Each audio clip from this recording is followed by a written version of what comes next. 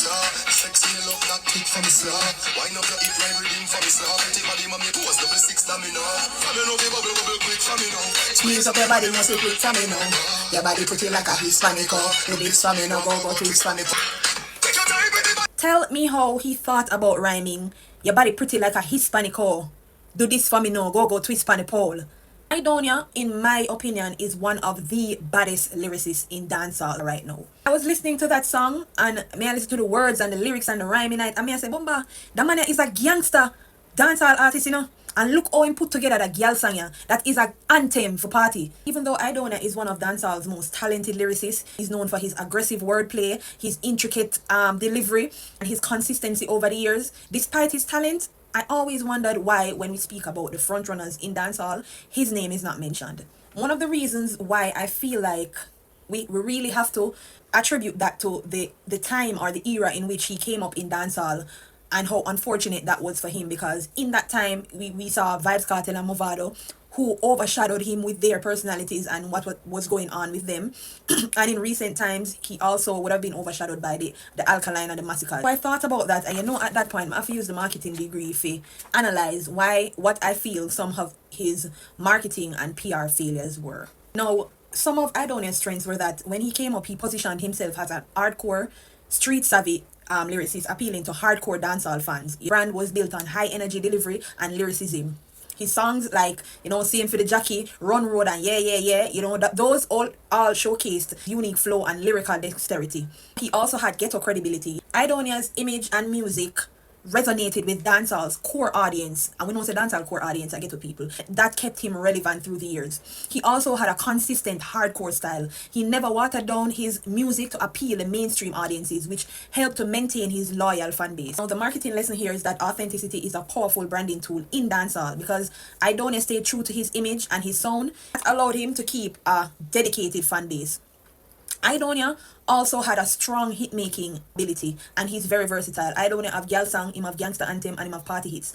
I feel like a party can be held with only Aidonia songs. Aidonia have so much anthems in a different segments, which shows his versatility, and you know, that same versatility allows him to stay relevant across those different segments of dancehall audiences. So if you want hear a gunman song, you can draw for your Aidonia. If you want hear a girl song, you can draw for your Aidonia. If you want hear a party anthem, you can draw for your Aidonia. Marketing lesson here is that consistently delivering hit songs or diverse hit songs keeps an artist relevant. You can't stay in a way, you can't just kill with so, or you can't just make way a wine so. You have to appeal to other audiences, you know. You can't just make way a jump up and down in a party so. You have to appeal to other audiences. That is something that Aidonia has.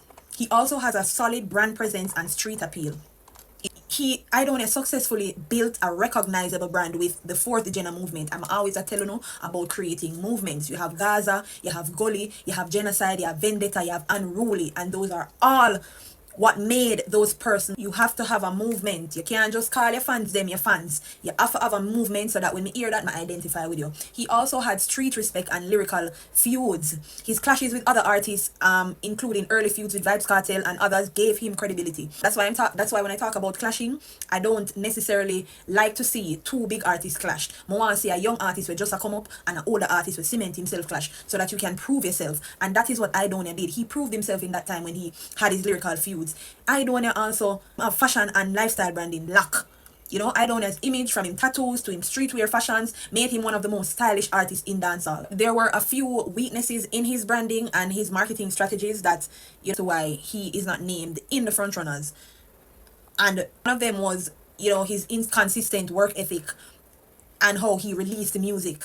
And now some of us know why in those times maybe that was happening, because he had his, you know, household issues. But from a business perspective, one of the biggest reasons Aidonia has never been seen as a dominant force is his inconsistency in releasing music. He had years of inactivity. Unlike Vybz Kartel, who release music consistently. We even see La Boss, I use that same tactics for him, just a release song, one of them must hit. Aidonia has had long periods where he disappears from the scene. He also has a lack of strategic albums or projects that he releases. Artists like Massacre with our Alkaline released Top Prize. Aidonia has not released a defining album that cements his place in the industry as yet. We also see where he has a slow follow-up with hit songs. So, you know, I don't know, we have a major hit song with both big and all we like it, but he often fails to capitalize on the momentum by releasing follow-up tracks. The marketing lesson here is that consistency in the music industry is key. Aidonia's irregular music releases has hurt his ability to dominate the market or to be named as one of the frontrunners. I also feel like he has a weak PR and media presence. You know, unlike other artists where I do frequent interviews and so forth with some of the top name journalists, Aidonia does not frequently engage with the media, reducing his visibility. Also has a low social media presence. You know, while he has an online presence, he did not utilize platforms like TikTok or Instagram to build viral moments. We have to move with the times. As artists, we have to move with the times. If I TikTok the thing, they have to go over there. If I Instagram the thing, they have to go over there. If I YouTube the thing, they have to go over there. When we have to, we live in a era now where a viral moments are do it. Your song now go hit unless you get a viral moment from it. Saw him doing something like that the other day when he did get rebel for dance for one time sang them on TikTok. So kudos for that. But he needed to have been doing that from a longer while. And there's also this one thing I'm always talk about with the artists, them when we name frontrunners, them have controversy. Aidonia does not have enough controversy to dominate headlines. Nobody not really talk about him because nobody don't know in business. Nobody don't know where I'm going with. Nobody don't know, you know, what kind of drama. In a drama, you know, he has largely stayed out of major industry drama. The marketing lesson here is that media presence is crucial. Aidonia's absence from interviews and digital platforms has limited his reach beyond the core dancehall fans. I also don't see where he has any strong international expansion efforts. Despite having such a good talent and a strong catalog, Aidonia never made a significant push to break into the international markets. No major US or UK collaborations, unlike Popcorn, you know, who worked with Drake, and Aidonia never aligned himself with any major international artists. He also has limited touring outside of Jamaica and the Caribbean. Also don't see where there is any crossover attempts. You know, while he has commercial songs like Yeah Yeah Yeah, he never fully embraced an international friendly sound like Sean Paul or Shinsi. And whether we like it or not, to become a global superstar, for making name mention in a things, artists must strategically expand beyond Jamaica. You have to expand beyond Jamaica. Aidonia never made a strong move towards the international market. Back to what I spoke about before, Aidonia has been overshadowed by, you know, other dancehall artists that came up in the early 2000s, such as him. You know, we saw the Vibes Cartel and the Movado movement that dominated his era by right in 2006 to about 2012. You know, Cartel's lyrical dominance and Movado's crossover appeal kept Aidonia in the background. And again, he never have much controversy to him name for force himself out in at the front.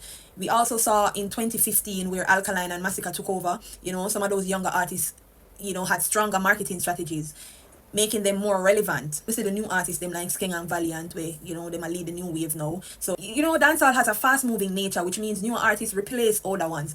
And if you don't want to be replaced, you have to go with the times. The marketing lesson here is that as a dancehall artist, you have to stay competitive. Dancehall requires reinvention, and Aidonia has struggled to consistently position himself as a leader among evolving trends. Now, let's talk about how Aidonia can be revived, even though he has struggled to stay on top for the last couple of years. I feel like he needs to increase his music consistency. He needs to release more music, you know, drop an official album, because I know you have it up there. You have the song them put on, I know you have them locked. Stay active in the industry. The second thing is to strengthen his PR and media presence. You need to do more interviews. You need to interact more with the fans. You need to interact more with the fans on social media. You need to create viral moments. We know he's a family man and we don't really want to see him in a drama, but there are other ways to create controversy. Expand internationally. You need to try to collaborate with some US and UK artists, see if he can collaborate with some Afrobeats artists to reach global audiences. You want to see Aidonia experiment with some different songs, keeping his hardcore dancehall identity, but like leeway into some other songs, because we know you have it in here, you're versatile. So my final thought is that even though Aidonia is so talented, I feel like despite being one of the dancehall's best lyricists, Aidonia lacks the consistency, strategic marketing, and international presence needed to dominate this genre. You know, his periods of inactivity, weak PR approach, and failure to capitalize on hit songs have prevented him from reaching the level of dancehall greats like a Popcorn or a Vibes Cartel. However, if he makes the right move, he still has potential to make a major comeback. Do you think Aidonia can reinvent himself and become the dominant force in dancehall right now, or has his time passed? I don't think his time has passed. I think he definitely can come back, and he definitely can come and run the place because of his talent. But you let me know in the comments what you think. You make sure we start time.